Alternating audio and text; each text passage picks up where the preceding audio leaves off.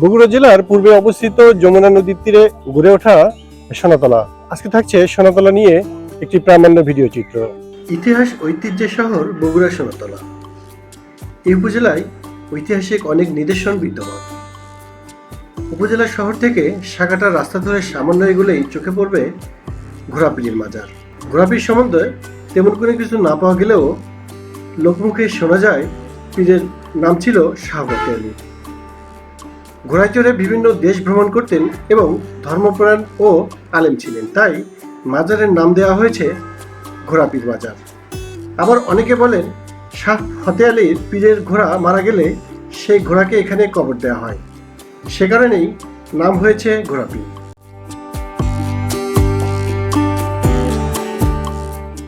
চারশো বছরের পুরনো বিবি সাহেবানীর দরগা দেশের ইতিহাসে সোনালীর অধ্যায়ে স্থান করে নেওয়া আরেকটি গুরুত্বপূর্ণ স্থাপত্য নিদর্শন। মোগল রীতিতে তৈরি এই দরগাটিকে দীর্ঘদিন ইবাদতখানা বলা হলেও এতদিন অগোচরে ছিল বিবি সাহেবানীর কথা।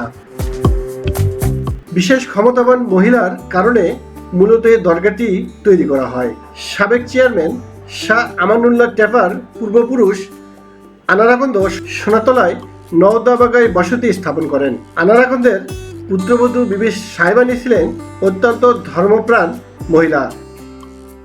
তিনি বেশিরভাগ সময় ইবাদত বন্দেগী ও আধ্যাত্মিক চর্চার ব্যস্ত থাকতেন। তার আধ্যাত্মিকতা চর্চার বিশেষ ধ্যান চর্চার জন্য ছোট্ট পরিসরে 2 কক্ষ বিশিষ্ট এই দরগাটি তৈরি করা হয়। মাটি থেকে প্রায় 2 ফুট উঁচু ইটের কমপ্লেক্সের উপর ইবাদত করার স্থানটিতে মোগল আমলের স্থাপত্য রীতি বিদ্যমান। ঘর দুটোর উপরে রয়েছে ছোট আকারের একটি গম্বুজ। ঘর দুটোর গায়ে রয়েছে বিশেষ নকশা।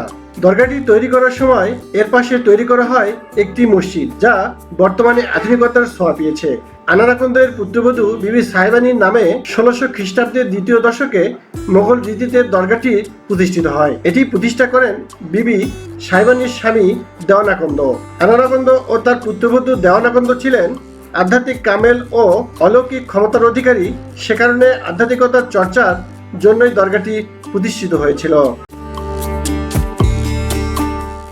বাংলাদেশ কৃষি প্রধান দেশ। সোনালী আঁশ পাট ছিল অর্থকরী একটি ফসল। ঘন ঘন বন্যায় সোনালী ফসল তলিয়ে যাওয়ায় জায়গাটির নাম হয় সোনাতলা। আবার কারো কারো মতে জৈনক এক ব্যবসায়ী নৌকাযোগে প্রচুর সোনারূপা ও ধনরত্ন নিয়ে বাঙালি নদী দিয়ে যাওয়ার পথে এই অঞ্চলে এসে ঝড়ের কবলে পড়ে, ফলে নৌকাটি ডুবে যায়। সে কারণে এই অঞ্চলের নাম হয় সোনাতলা।